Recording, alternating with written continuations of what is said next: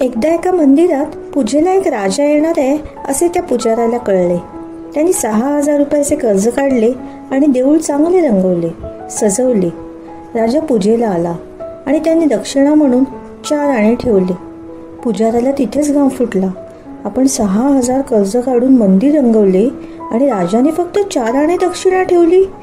आता या चवन्नी छाप राजाला अद्दल घडवायचीच. पुजारी हुशार होता.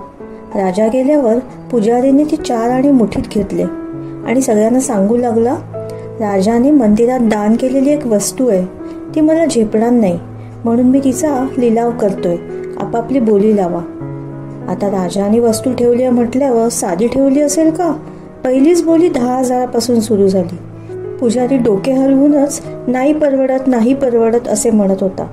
लिलावातील बोली वाढत वाढत 50,000 गेली. तिकडे राजाला पहारेकरी म्हणाला, महाराज, पुजाऱ्याने आपण मंदिरात दान केलेल्या वस्तूचा लिलाव सुरू केला आहे आणि ती वस्तू तो दाखवती नाही आणि सांगतही नाही, मुठ्ठीत ठेवली आहे.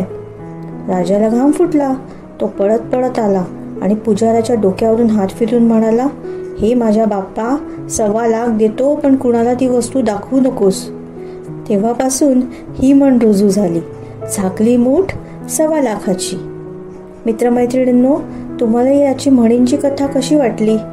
कथा आवडली असेल तर कथेला लाईक, शेअर, कमेंट आणि आपल्या चॅनलला सबस्क्राईब करायला विसरू नका. धन्यवाद.